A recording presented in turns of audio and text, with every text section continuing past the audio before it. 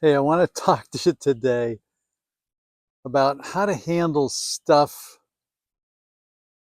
that you're not sure of. Like what where do you go for help? Right now, there's absolutely no power. Just like the sun is going out a little bit, the electricity went out. No power. Now, this is a perfect metaphor for what happens to us a lot of times in life, that we're sort of going along and we expect things to just be the way they are, and then they're not. How do we find help? How do we find support for that? And again, a lot of people struggle with that. That feels like, oh, life is doing this to me and doing that to me. And if you tap into your intuition and you allow the inspiring, which means to breathe into, you let that inspiration come, you find life isn't happening to you, it's really happening for you. The last 2 days we've had crazy humidity. You really needed the air conditioning. Today it's beautiful. It's been beautiful all day, a nice breeze, mid 70s. It's just gorgeous. Dry, fantastic.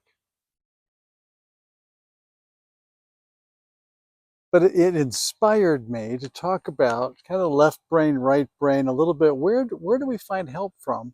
And how can we use intuition? And listening to a podcast from Sonia Choquette, who's been writing about and talking about intuition for forever. I studied with her for a long time. She's been around, I don't know how many years, 30, 40 years. Probably has 20 some books out. But I was thinking, yes, that's exactly, let's use this as a metaphor to introduce the idea of how do you rely on your intuition? How do you trust yourself? How do you differentiate all the different things that are going on and say that's the voice, that's what it is? So like in goal setting, we can set all these goals, but then how do I get from here to there? And if you've done a really good job at goal setting, I heard someone the other day was saying, about half of the goals that you set for a year or 2 years or 3 years out, 50% of them ought to be questionable. 50% failure rate in there. They ought to be big enough and challenging enough that chances are half of those will not be accomplished. And I got to thinking about that, and I remember Tom Bilyeu, who's the founder of Quest Foods, and he has his program IT, which is it intuition thinking, intuitive thinking? I'm not sure. I'll look it up and maybe it'll come to me. Great show, in which he talks a little bit about intuition, meditation. How do you get inspired? How do you find yourself in making quests as this food company that he founded, $1 billion growth rate? It was amazing. Um, how do you do all that? How do you find your way through all that stuff? How do you listen to yourself and you get those little whisperings of, this is a great way to have impact on the world? So I want to suggest today a few things for us to think about. There's like there's all kinds of different types of intuition, but I think probably everybody agrees there's at least the five major ones, right? There's the inspiration. The first one is the warning, like, look out, there's something happening. I remember skiing in New York, and this little blizzard had come. We were up on some of the Black Diamond trails, and we were coming down, and yeah, they were sort of racing to see who's going to get down first. And as it snowed heavier and heavier, it was really hard to see. And I was just kind of going. Everybody else had actually gone past me, and so I'm kind of brailing my way, if you will, down this hill. But then it looked like this is really clear. It's a really nice run, and I'm just zooming along, and I hear this voice in my head says, "Tom, stop." And I stopped, and as I'm sliding down, and it's pretty steep, sliding down, came to a rest, and as I'm cleaning off the glasses and I'm looking, I'm right at the edge of the cliff. Dropped straight down. I don't know how many feet down. It was just like, yeah, this is not good. But I couldn't see. Well, where did that come from? Where did that warning come? Because when I got back and I had my annual checkup with my physician, who's also a skier, he was out in the west skiing, and he told me he skied right off the edge of the mountain and fell some 20 feet.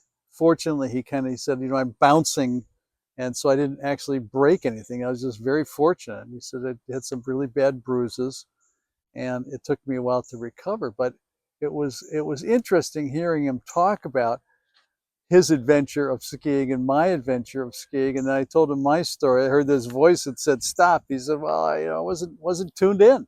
I was just sailing down the hill, and it looked like I had a clear shot." So intuition that warns us of things. And I bet you have your own stories about that. And if you want, comment below and tell us what your stories of listening to your intuition and getting warnings.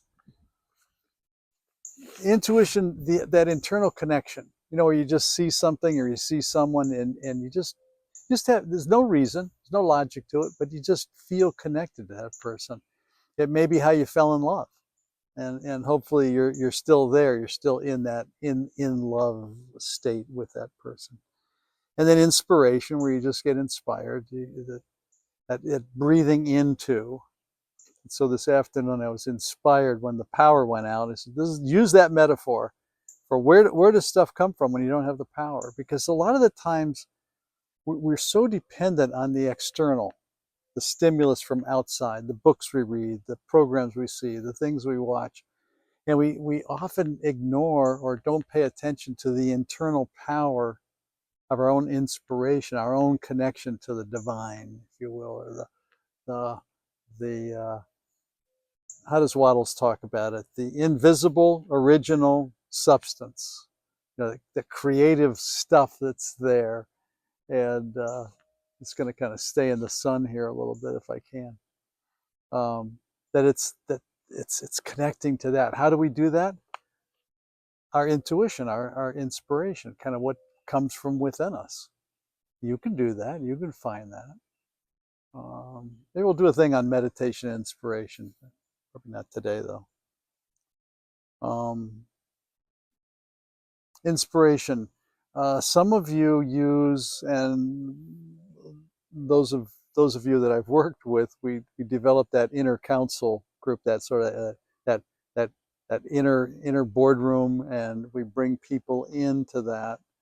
It can be historical figures, it can be current figures, people who inspire you, and have them sit around the boardroom and carry on conversations with them, ask them questions, see what they say, kind of sort of watch their antics, see how they are. That comes from Think and Grow Rich. It's his team that he had. Yeah, I think he had Abraham Lincoln, and they had a bunch of people that would come in. Good book if you haven't read it, Think and Grow Rich.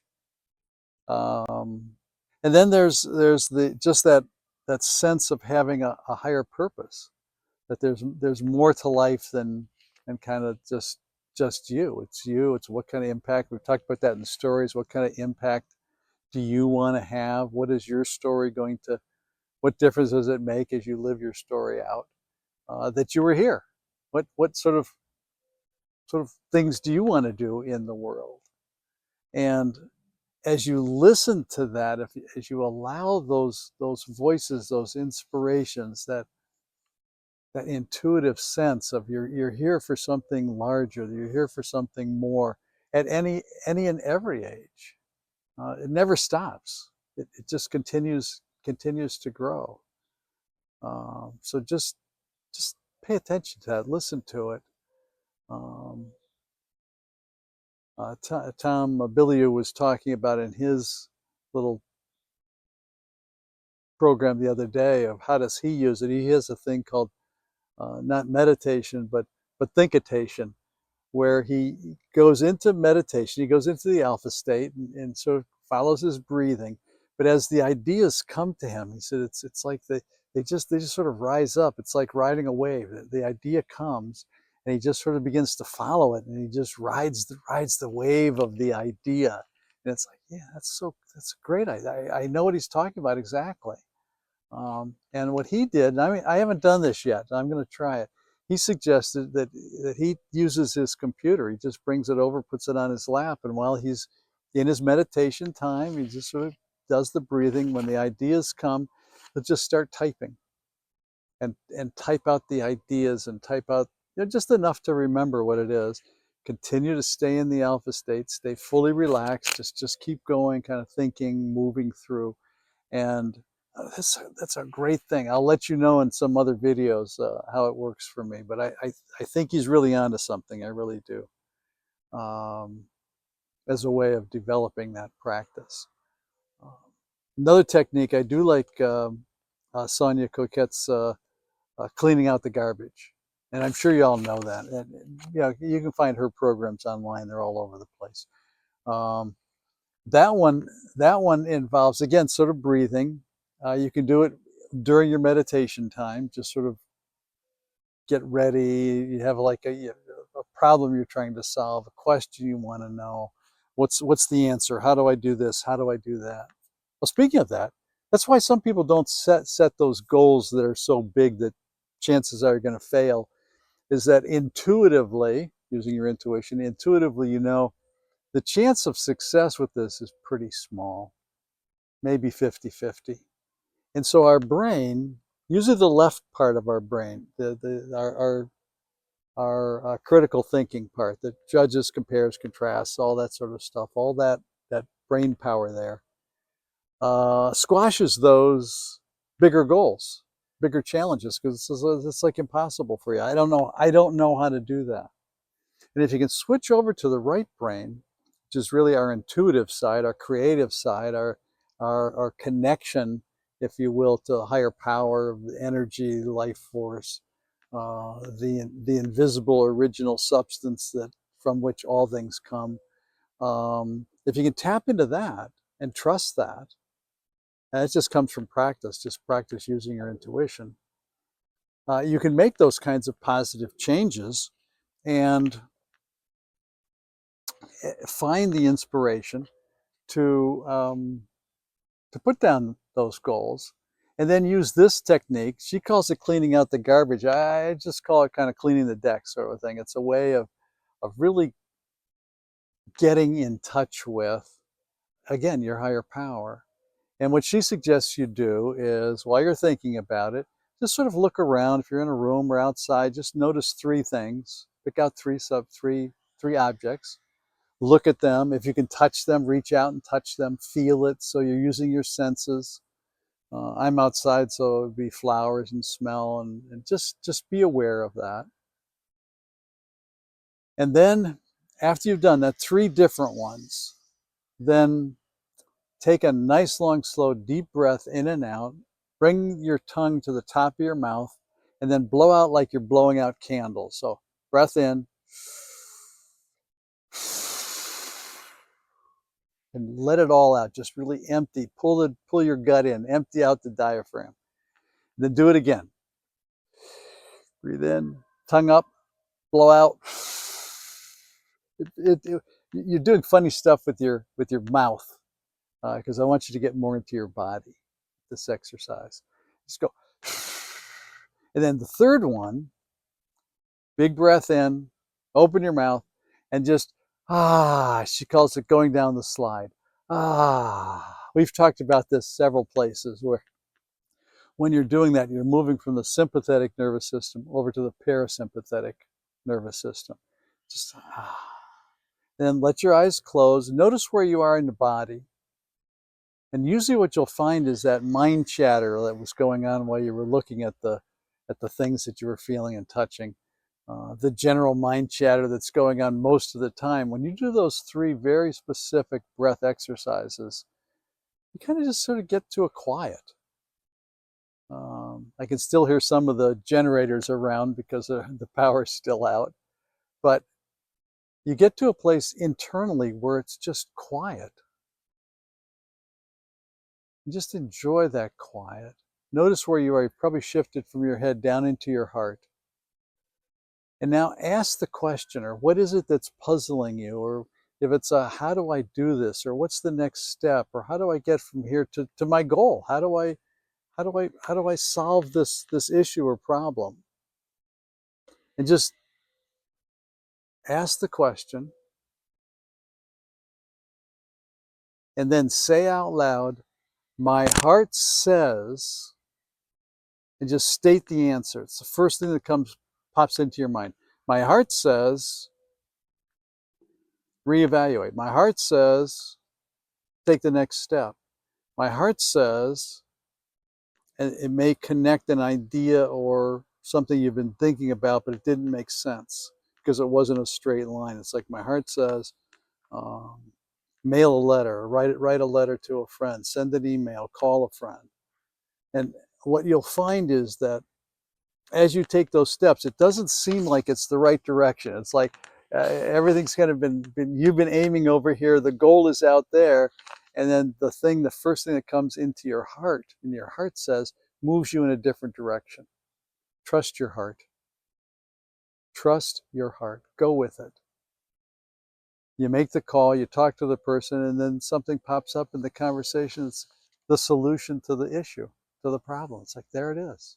Why didn't I think of that sooner? I think you'll find her technique fascinating. Please try it. Comment below. Let us know how it worked for you. And you know what? I'll do that too. I have some things that the reason I was looking at her thing was I was trying to remember exactly what the steps were because I need to do some of that for myself.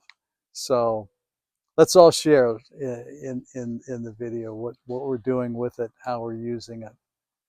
Look forward to hearing from you soon. And remember, as always, subscribe, share. Um, Let us know who you are. Reach out. All my contact information is in there, the website. And then if there's any way that I can support you, please do not hesitate. Just send me an email, talk to me, or leave a question in the comments on this video. I wish you well wherever you are. May the power stay on for you, and intuitively tap into your own inner power and resources. Pay more attention to the right brain, those places of inspiration and intuition. Namaste. Thank you.